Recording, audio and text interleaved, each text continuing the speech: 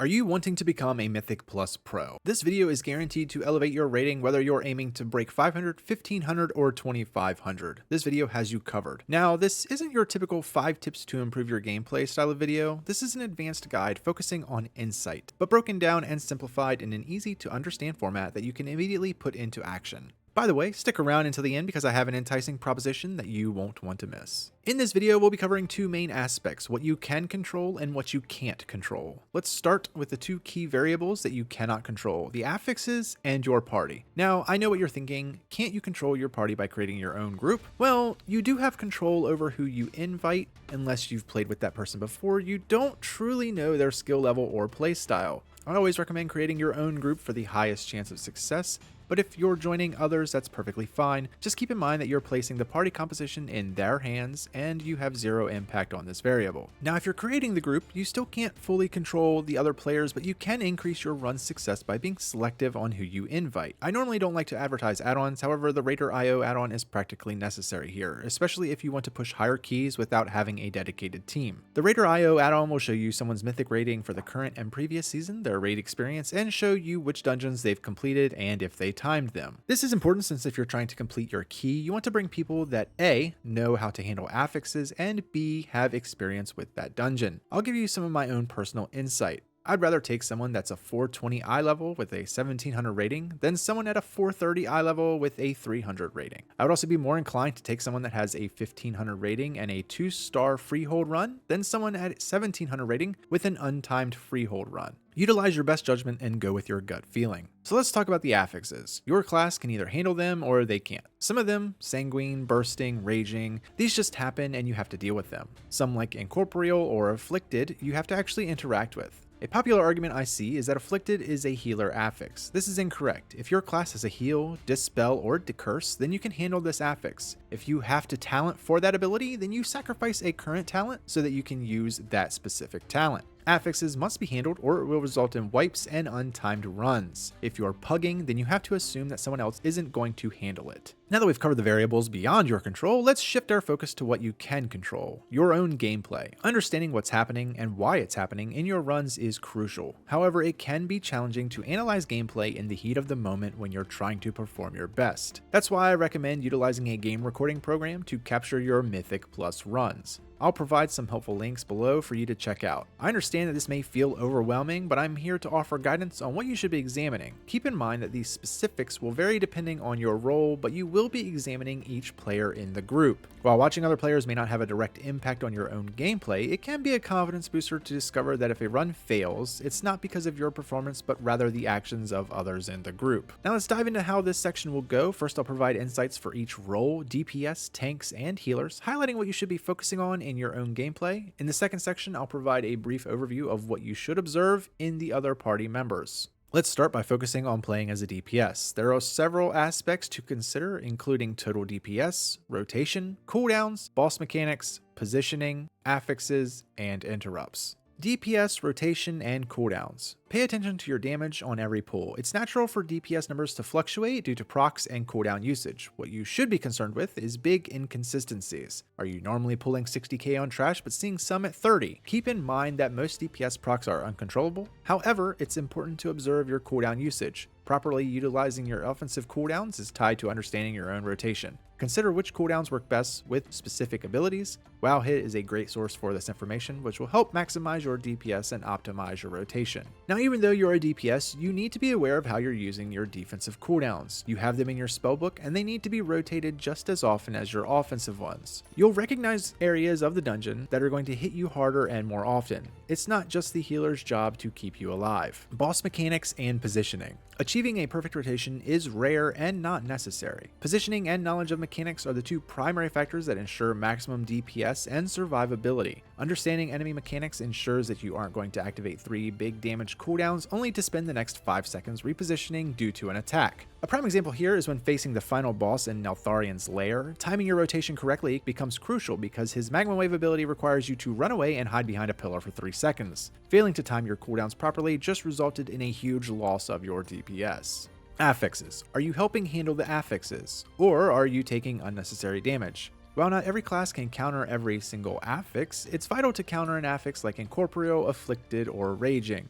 Always be aware of your feet. You shouldn't be taking damage from avoidable affixes. Interrupts. Interrupts are the final concern, particularly in higher level keys where the damage becomes more intense. Are you actively interrupting every pull? While ideally you want to interrupt every spell, it's not always possible. Prioritization is key. Focus on interrupting spells that will deal damage to every single party member. The best thing about Mythic runs is that while the damage and affixes change, the dungeon layout and mob abilities stay consistent. As you invest more time in running Mythics and rewinding the tape, you'll quickly pick up on which mobs are the higher priority. Now let's talk tanks. The aspects to consider here are aggro, pathing, positioning, affixes, damage taken, cooldown rotation, and interrupts. Let's start with aggro.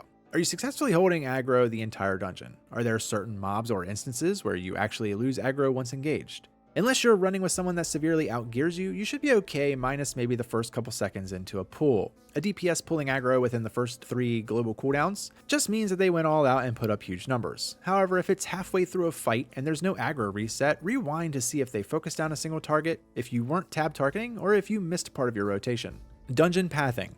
Are you reaching 100% and still having to clear out trash before the final boss? Are you downing the final boss but still haven't reached 100%? This comes with practice and experience. A good tool, and one that I personally use, is Keystone Guru. This website shows you the most popular and optimized paths for every Mythic Plus. The pathing is important for clearing the dungeon under the timer.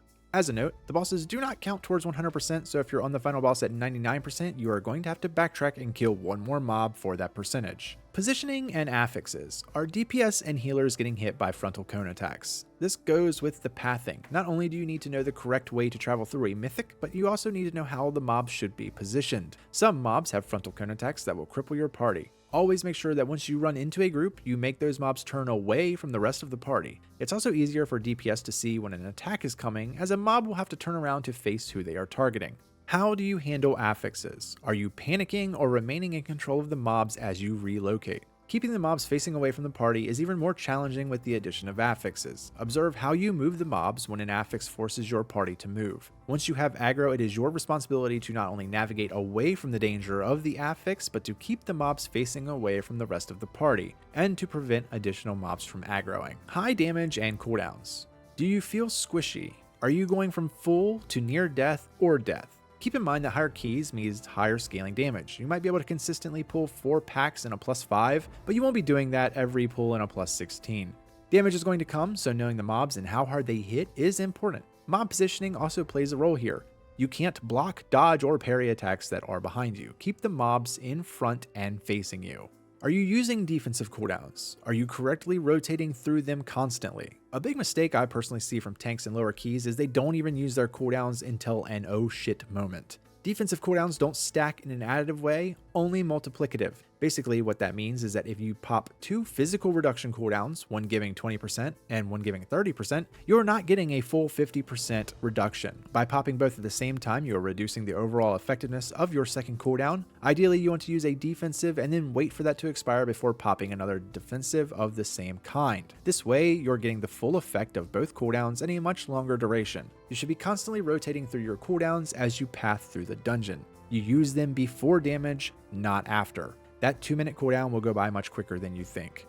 Interrupts. Are you going from full health to almost 0? Is your party getting one shot by an ability? Learning which spells are the most dangerous, not only to yourself but to your party, is crucial when pursuing higher keys. Just because a spell doesn't show it can be interrupted doesn't mean that you can't still stop the cast. If you have a hard stun ability, throw that in as well to help control the damage output of the enemies. Now let's talk healers. The aspects you're going to be looking for are sudden deaths, dying even though you're healing them, positioning, affixes, mechanics, DPS, and going.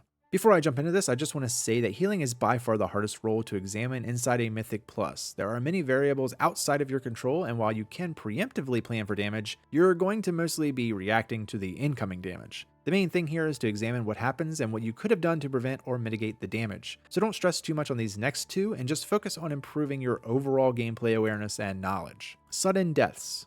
Are people dying almost instantly? Is it happening before you can even react? Most of the time, if someone dies instantly and you can't react, it's due to them not avoiding a mechanic that they should and could have avoided. However, if it's something that is unavoidable and they die instantly, that's not really a you problem. There's a difference between being almost one shot and being one shot. If a DPS is getting one shot, then they are probably not adequately geared to handle that key level. Near one-shots are an exception. At higher key levels, this is much more noticeable since damage is less forgiving. Can't keep someone alive even though you're healing them. Are you healing someone and they are still dying? Does it seem like you aren't able to heal through the damage? Now, this ultimately comes down to the key level you're running. However, examine what was happening. Is this a moment in the run where damage spikes? Was that player hard targeted? What ability did you use? Could you have used a stronger heal? Were you just staring at your bars and not so much what was going on with the pool?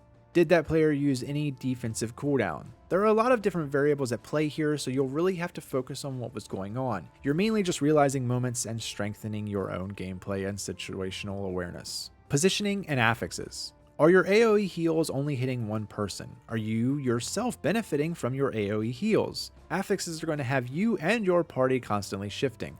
Not only do you want to make sure that you're positioning yourself close enough to benefit from the AoE heals, but you're positioning your abilities to hit the maximum number of allies. The affixes add additional struggles here. While most affixes make your party relocate, affixes like Afflicted need to be targeted. Ensure that you're positioned close enough to handle the affix and to keep your party alive. Mechanics and DPS.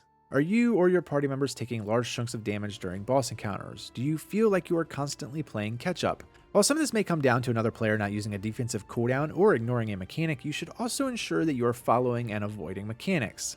Tunnel vision is real, and you have to be aware of what is happening so that you can handle it. Knowing which mechanics are coming helps you preemptively keep your party topped up. Are you putting out any DPS? The less time you are playing catch-up on healing means the more time you can put out some damage. Are priority mobs going down fast enough? Are adds on boss fights causing wipes? Pay attention to the fights. See if there's any patterns where you know healing isn't needed. Use those moments to throw out some kind of damage spell. Going Are you running out of mana? Is the run having to stop in order for you to drink? This could be from a party that is failing mechanics, or you're just doing a lot of overhealing. Check the healing details logs. If someone needs a 20k heal, make sure you're using a 20k heal and not a 50k heal. Maybe you're going too hard on the DPS as well. Healing is the priority, so make sure you have that management under control before going wild on DPS. Now that we've covered what you should be looking at in your own gameplay, let's quickly cover what you're looking for when you examine your other party members. There are two primary reasons why we're examining the other party members. First, we want to identify the factors that cause the group to stumble, and second, we want to determine if there was something you could have done to prevent those issues from arising. By increasing your own game awareness, you'll become a stronger and more skilled player overall. Tanks. Are they holding aggro? Are they keeping the mobs facing away from everyone? Are they interrupting? Are they using and rotating their cooldowns? Are they navigating away from the affixes? Healers. Is their healing keeping up with the damage? Are they doing mechanics? Are they running out of mana mid-battle? DPS. Are they putting out decent numbers? Are they performing mechanics correctly? Are they getting hit by avoidable attacks? Are they interrupting? So are you overwhelmed yet?